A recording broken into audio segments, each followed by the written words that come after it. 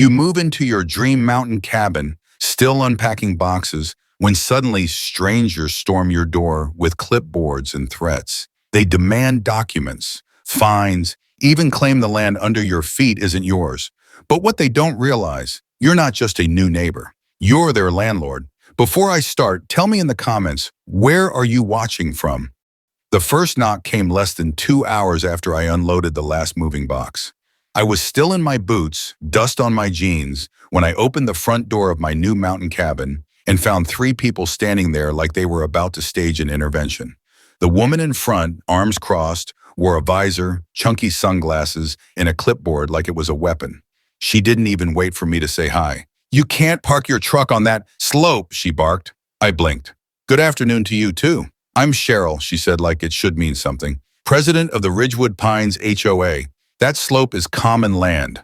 Your truck's on HOA property. Is that right?" I asked, glancing over my shoulder. My Chevy was parked just off the gravel, tires barely edging the grass. Behind her, the other 2, some guy with a Bluetooth headset and a woman already snapping a photo, nodded like backup dancers. Cheryl wasn't done. "Also, this cabin violates several Ridgewood Pines' aesthetic codes. The roof color is not approved. Your porch swing's the wrong style, and there's no record of this structure being formally registered with the HOA, I laughed. "Lady, this cabin's been here for 30 years. Then it was built illegally," she snapped. "We're going to need you to hand over the land usage documents and remove the swing immediately. If you don't comply by Friday, we'll be issuing formal violations and fines." I leaned against the door frame and crossed my arms. "You sure you want to do this?" Cheryl narrowed her eyes. "Excuse me? You're trespassing," I said calmly, "and you're trying to claim land that doesn't belong to you. You're going to look real stupid when this backfires." Her voice went up a pitch. "Is that a threat?" "No," I said. "It's a spoiler." She jabbed her pen at me. "You'll be hearing from us." Then Cheryl and her HOA hit squad marched off like they'd accomplished something. I watched them go, then shut the door and walked over to the kitchen table where my lease packets were still sitting in a cardboard box. I pulled out the papers labeled Ridgewood Pines Holdings, LLC. I smiled, because my name, Jiron O'Connell, was right there on the paperwork. I didn't just buy the cabin, I bought the entire development, which meant Cheryl and her little HOA circus, they were squatting on my land. By the time the Ridgewood Pines Welcoming Committee disappeared down the dirt road, I'd already opened a folder labeled Historical Survey Maps, Ridgewood County. The cabin came with a treasure trove of documentation going back 5 decades, blueprints, land parcels, even old correspondence between the original developers and the state zoning office. It had taken me 6 months of quiet research and legal wrangling to buy out the dissolving land trust that owned the undeveloped lots and common areas in Ridgewood Pines. Apparently, no one had told the HOA the property lines had shifted after a defunct timber company sold off parcels during a bankruptcy in the 90s. Most of the board probably assumed the HOA controlled everything inside the neighborhood signs. But paperwork didn't lie, and neither did satellite overlays. I pulled up the GIS map on my laptop, overlaying survey data with the current satellite view. The slope Cheryl claimed as common land was clearly within the boundary of my parcel, and several so-called HOA maintained trails cut across private land, mine and a few others. I flagged those for later. The next morning I drove into town. The Ridgewood County Recorder's office was tucked between a bakery and an antique shop, the kind of place where you could still smell ink on paper. I introduced myself to the clerk, an older man in a flannel shirt who raised his eyebrows when he saw my last name. "You related to that O'Connell who bought the Ridgewood parcels?" he asked. "That'd be me," I said, sliding over my ID and the transfer certificate. He let out a low whistle. "Well, I'll be. You're going to rattle some cages." "Already started," I said. "I just need certified copies of the parcel boundaries and the quitclaim deeds. Oh, and the zoning variance that was granted in '92 for the Upper Ridge." He gave me a knowing look. "They've been pretending that variance doesn't exist for years." I left with a manila envelope thick enough to serve as a doorstop. When I got back, there was a pale yellow note taped to my front door. It wasn't handwritten. It was printed in bold, blocky font. Mandatory compliance notice. It went on for 3 pages, listing violations ranging from unauthorized roofing material to nonconformity of architectural character.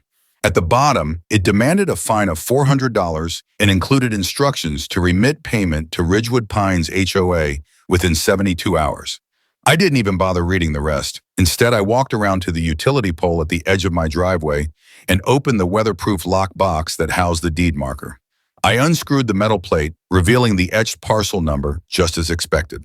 I took a photo, then I made 3 calls, one to the county assessor's office to request a site inspection, one to the Ridgewood Sheriff's Department to file a formal notice of harassment, since this marked the second unsolicited approach involving false land claims, and the last to a land use attorney I'd worked with during the purchase. Her name was Rackwell Price, and she was the kind of lawyer who could make a grown man cry just by reciting code violations. "They're issuing fines for violations on land they don't own," she said when I explained. "Correct. And trying to enforce aesthetic codes on a structure that predates the HOA charter?" I heard her typing. "That's textbook overreach. I'll draft a cease and desist by this afternoon." While Rackwell worked her magic, I installed a set of trail cameras along the tree line. Not just because I wanted footage, though I did, but because I had a hunch, and I was right. The next evening, just after dusk, I saw the flicker of headlights through the trees. 2 figures in hooded sweatshirts stepped out of a white SUV and made their way toward the shed behind my cabin. They didn't see the red infrared light blinking quietly from the motion-triggered camera. The next morning, I found my padlock broken and a spray of orange paint across the side of the shed, not HOA compliant. I printed the camera photos and drove straight to the sheriff's office. Deputy Mara-Torres took one look and shook her head. "That's felony vandalism plus trespassing. You pressing charges?" "I'd like to start by filing a report about it," I said. "But yes, I'll be pressing charges once we ID them." She leaned back in her chair. "Let me guess, Ridgewood Pines HOA. I've got reason to believe they're behind it. One of them had a hoodie with the HOA logo." Mara sighed. "That group's been pushing boundaries for years. Nobody ever stood up to them." "Well," I said, "that's about to change." I gave her copies of the deed, the parcel boundaries, and the time-stamped security footage. She promised to send a patrol up to take photos and check for prints. Back at the cabin, I found another note pinned to my fence. This one was shorter. "Unauthorized structure must be removed immediately. Final notice," except this time it was signed, "Cheryl Danvers, HOA President." I took a picture and added it to the growing file on my laptop labeled Evidence. "Ridgewood Pines HOA, Rackwell called that afternoon. I've got the cease and desist ready." Also, I pulled their incorporation documents. They filed as a nonprofit but never registered their enforcement authority with the state. That means they can't legally impose fines at all. I laughed. "You're saying they've been bluffing this whole time?" "Not just bluffing," she said, "committing fraud.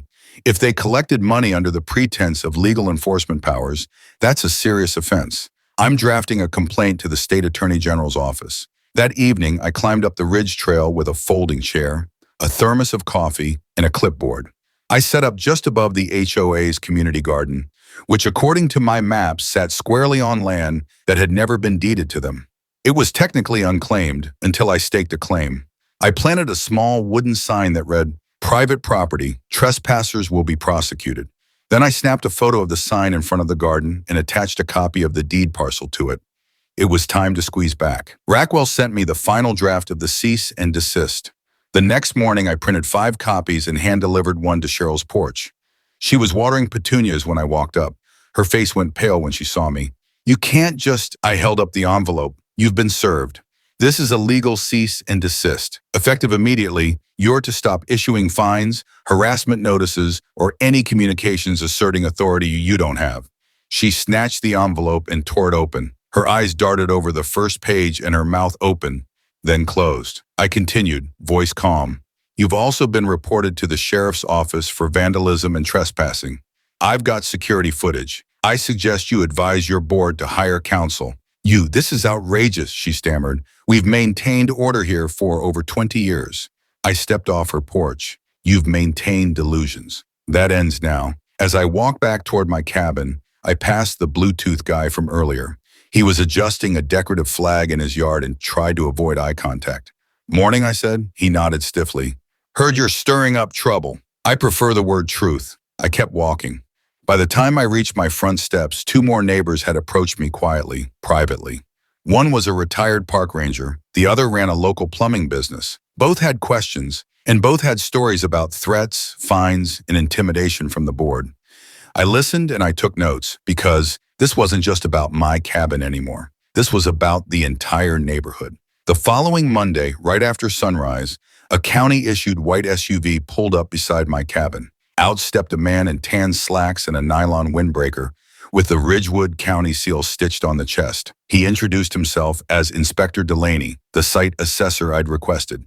He carried a laser rangefinder, a worn leather notebook, and a no-nonsense expression that told me he didn't have time for nonsense.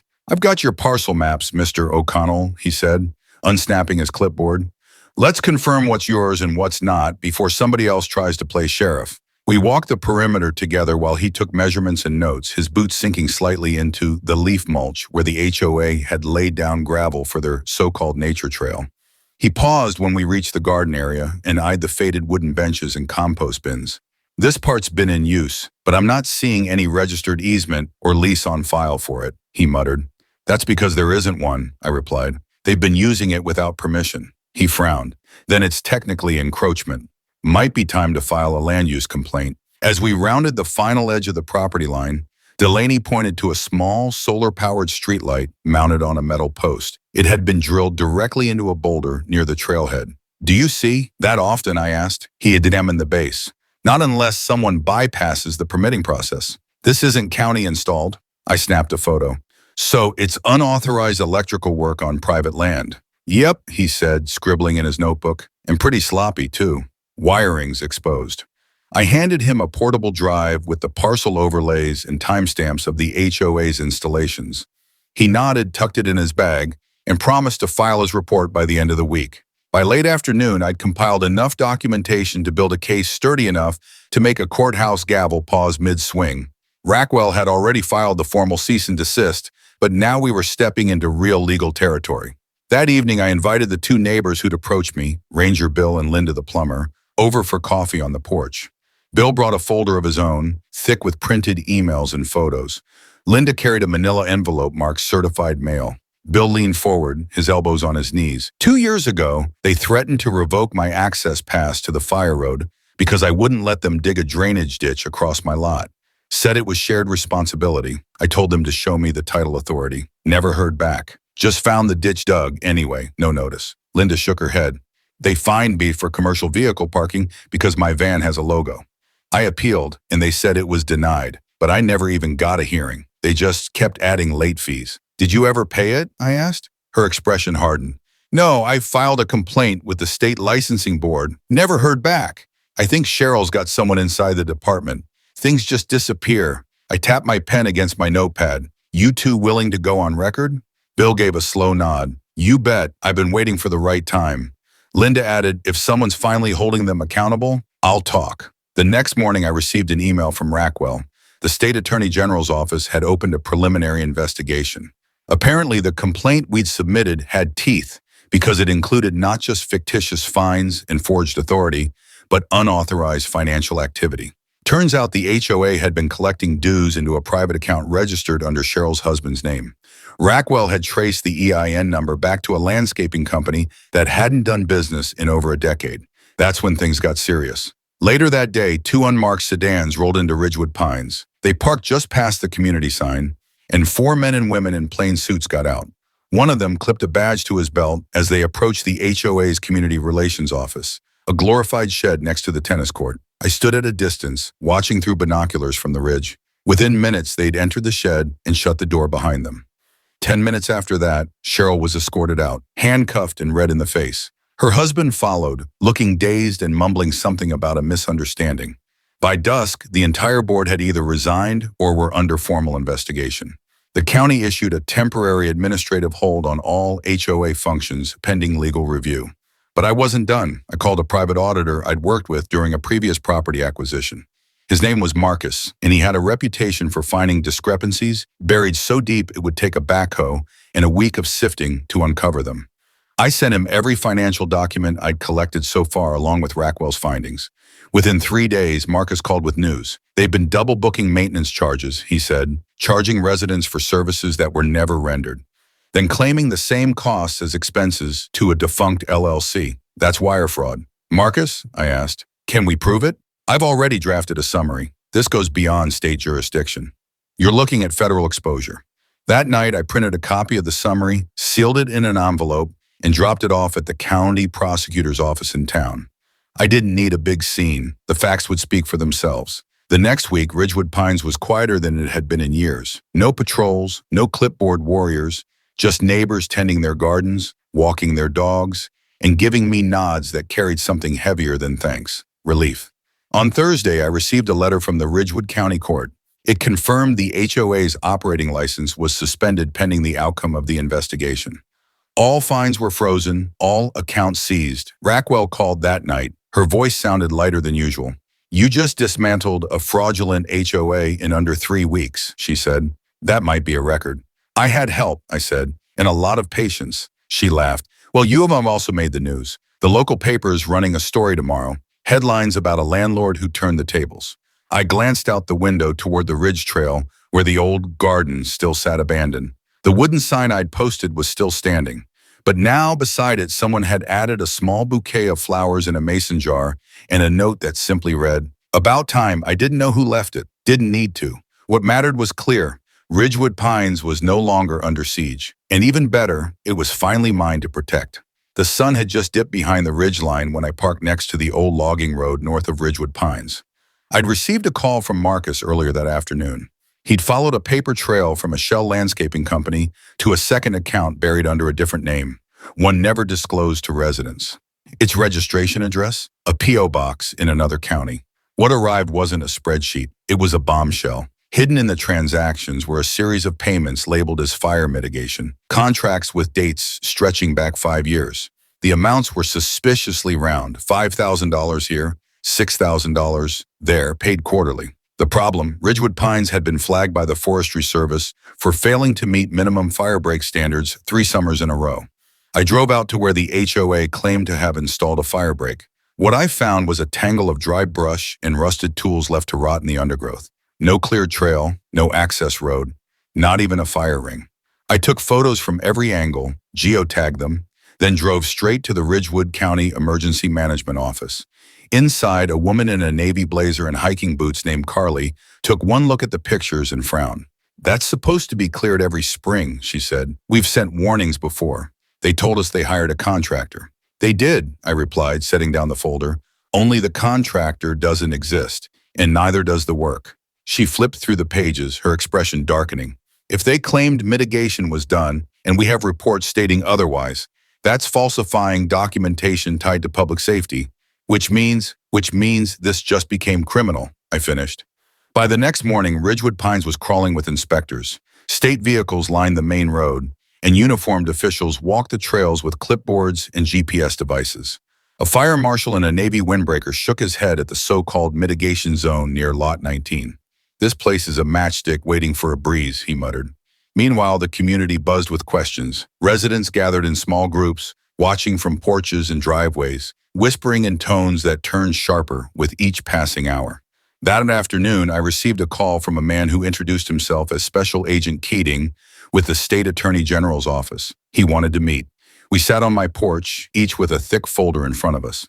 He reviewed my notes, Rackwell's filings, Marcus's audit, and now the fire marshal's early findings. "What you have here," Keating said, "is a conspiracy to defraud, misuse of public safety funds, and possibly environmental endangerment. If that fire break had failed during a red flag warning, everyone in this valley would have been trapped." I nodded. "They gambled with fire season to cover their own theft." "We're convening a grand jury," he said. "We'll need your testimony." "I'll be there." The next 3 weeks passed in a blur. Subpoenas were issued. Cheryl and 2 former board members were arrested again, this time without the dignity of polite interviews. Their homes were searched, files seized. The P.O. box Marcus discovered was found to contain dozens of return checks, all marked undeliverable, all traced back to HOA dues. The local news picked up the story, this time with a headline that pulled no punches. "HOA fraud scandal exposes firebreak lie, endangers dozens." I tried to stay out of the spotlight. My job wasn't to gloat, it was to make sure the neighborhood got justice and a future.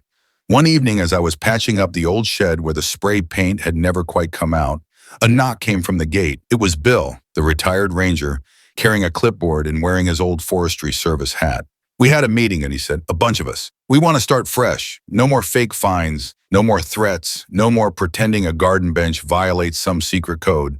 Just a community board, volunteers only. No dues unless voted on by everyone." I dusted my hands off. And you want my blessing? We want your help keeping it honest. You own the land. We figure if we're going to do this right, we should do it with the guy who stood up to them. I looked past him at the hills where the first green shoots of spring were pushing through the forest floor, then back at Bill. You get me bylaws that protect every resident equally. No loopholes, no president nonsense. And you've got yourself a landlord who will back you. He grinned, already working on it. Over the next month, Ridgewood Pines changed in ways no one had predicted. The signs came down. The so-called compliance office was converted into a free tool library. The fake garden bum, once a monument to HOA vanity, was transformed into a real one, this time planted and maintained by actual residents, without the constant pressure of fake violations and board politics. People started talking again. Firewood was shared. Fences were mended.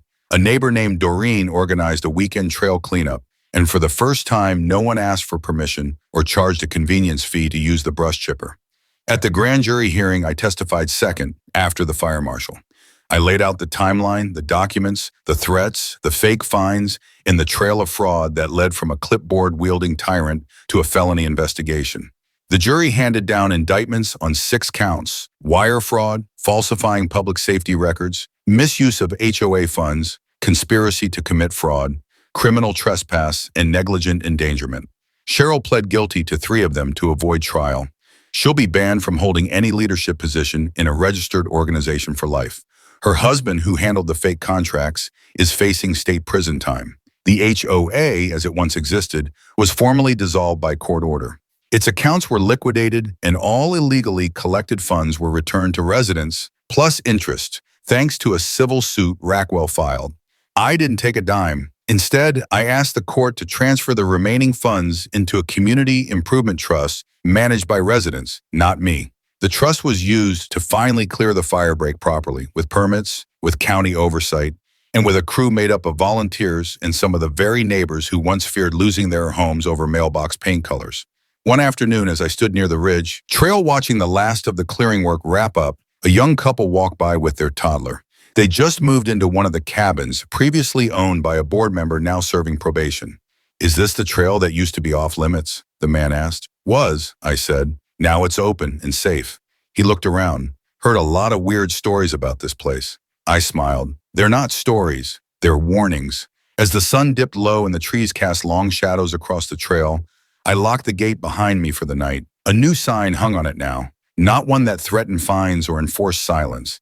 It simply read, "Welcome to Ridgewood Pines. Respect the land, respect your neighbors. Nobody's above the rules." And for the first time in a long time, that was true.